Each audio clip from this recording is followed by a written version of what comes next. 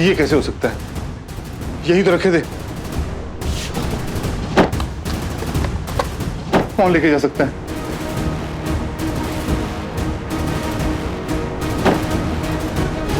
क्या हुआ? अरे वो फोटोग्राफ्स कहाँ गए? मैंने खुद अपने हाथों से यहाँ रखे थे। मुझे नहीं पता और मैंने नहीं छुआ, और वैसे भी हमारे कमरे में तो कोई भी आता जाता नहीं है। तो कहाँ गए वो सबूत? अगर ये फोटोग्राफ्स और नेगेटिव्स मुझे नहीं मिले ना, तो ये मुझे भूखे शेर की तरह कच्चा चबा जाएगा।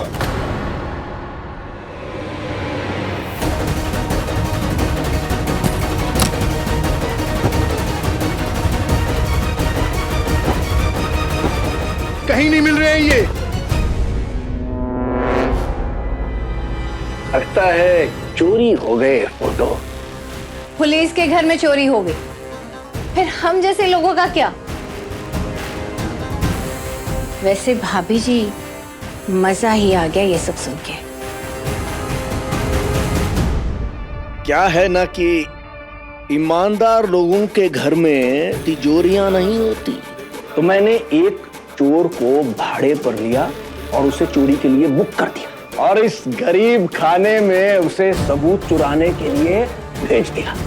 और आज सुबह सुबह ही उसने अपना काम पूरा किया, और जैसे ही उसकी सफल चोरी की सूचना मिली, हमने बेबी जी से कहा, अरे चलिए चलिए चलिए भाई, जल्दी चलिए, समय आ गया है दीपक बाबू के जख्मों पर मिर्ची लगाने का। फिर हमने गाड़ी उठाई और पटाख से तुम्हें सड़क पर लाने के लिए यहाँ आ गए। सड़क पर सबूत हथियाते ही हमने तुम्हारे आला अधिकारी को चुगली कर दी। मैंने उन्हें कहा कि sub inspector Deepak Sharma duty बजाते हुए मेरा अपमान कर रहे हैं, मुझसे सिफारिश मांगने की कोशिश की। फिर क्या था? फिर थमा दिया उन्होंने तुम्हारा सस्पेंशन ऑर्डर मुझे। अब तुम लंबे फंस गए हो पुलिसिए। तुम्हारा मान सम्मान, तुम्हारी नौकरी, समाज में इज्जत, पुलिस की वर्दी और मेरे खिलाफ जुटाए सारे सबूत एक झटके में सब गायब। ठन ठन गोपाल हो गए तुम दीपक बाबू, ठन ठन गोपाल। अब जाइए और ढूंढिए गार्ड की नौकरी बजाने के लिए।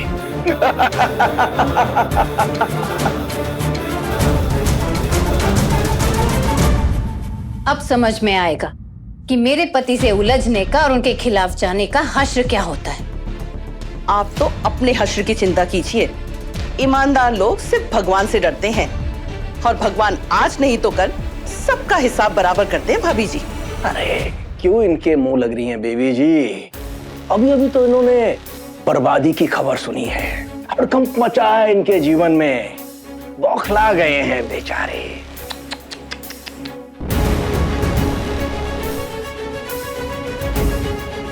दीपक बाबू, भविष्य की आपको शुभकामनाएं।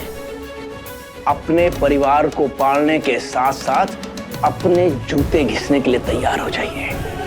अपने सस्पेंशन के आदेश को निरस्त करके अपनी बहाली के लिए। चलिए बेबी जी।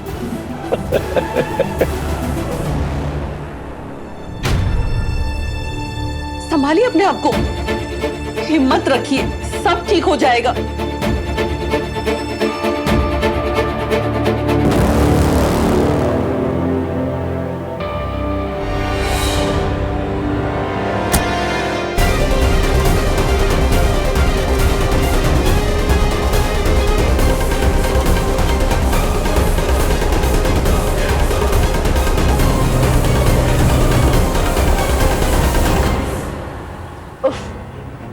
बहुत बड़ी गलती हो गई।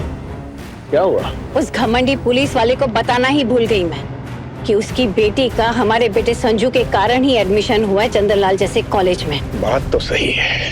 तो चलो फिर मोड़ो गाड़ी। अरे नहीं नहीं बेबी जी, आज के दिन के लिए इतनी आतिशबाजी काफी है। अब सुतली बम भी आज ही फोड़ देंगे तो मर जाएंगे बेचारे। ठीक कह रहे हैं आप। लेकिन संजू और नेहा का एक ही कॉलेज में होना खतरे की घंटी है हमारे लिए। जवानी में आग और रुई जैसे होते हैं ये लड़का लड़की, और इन मिडिल क्लास लड़कियों की नजर हमेशा बड़े और अमीर लड़कों पर ही होती है। ध्यान देना होगा हमें थोड़ा। आप संजू पर थोड़ा ध्यान दीजिए, पता कीजिए कि ये पूरा मामला क्या है। सब जानते हैं आप कितने मेहनती और ईमानदार हैं।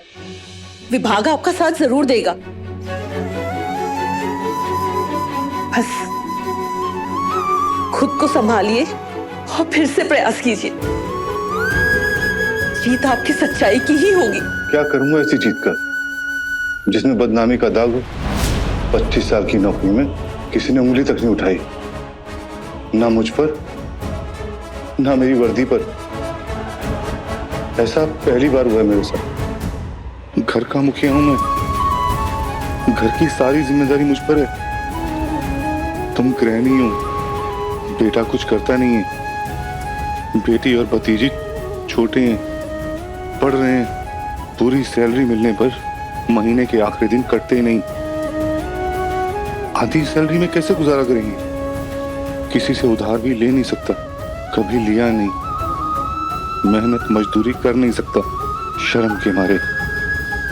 करूंगा तो क्या करूंगा मैं?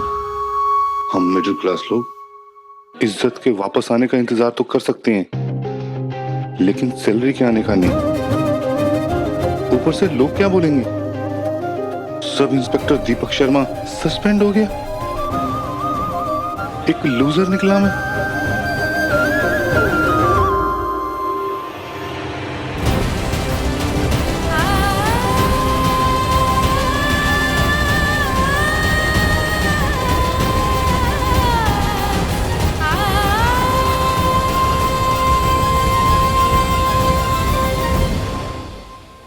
पच्चीस साल की नौकरी में किसी ने उंगली तक नहीं उठाई। ऐसा पहली बार हुआ है मेरे साथ। घर का मुखिया हूं मैं, कैसे संभालूंगा ये सारी जिम्मेदारी?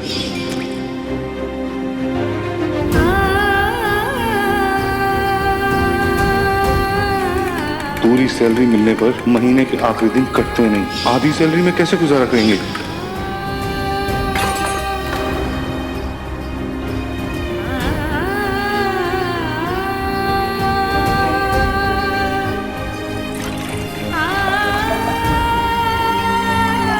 लोग क्या बोलेंगे?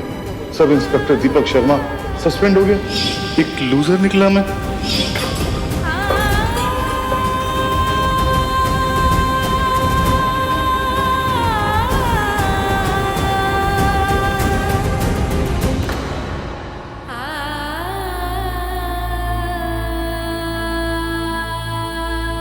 पापा के लिए। मम्मी, पापा को सस्पेंड क्यों किया गया?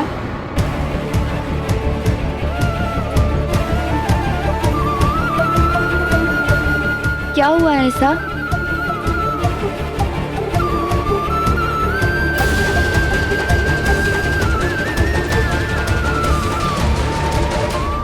बच्चे हो, बच्चों की तरह रहो, बड़ों के मामलों से दूर रहो और दखल अंदाजी तो बिल्कुल मत करना।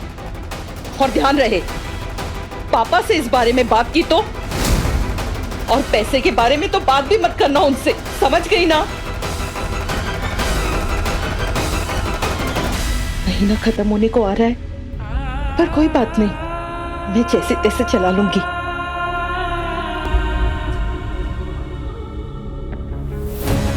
मैं अपने पापा को ऐसी हालत में नहीं देख सकती हूँ। इसके पीछे किसी की तो साजिश है। एक बार मुझे पता चल जाए कि किसने किया है ये सब, बैंड बजा के रख दूंगी मैं उसका। माता पिता तो हमेशा परिवार की जिम्मेदारी उठाने को तैयार रहते हैं, पर अच्छा तब लगता है जब बच्चे भी ऐसा करने में पीछे नहीं रहते। अब देखते हैं नेहा अपनी जिम्मेदारी निभाने के लिए क्या कदम उठाएगी। अपने पसंदीदा शो के फुल एपिसोड देखने के लिए अभी डाउनलोड करें दंगल प्ले ऐप।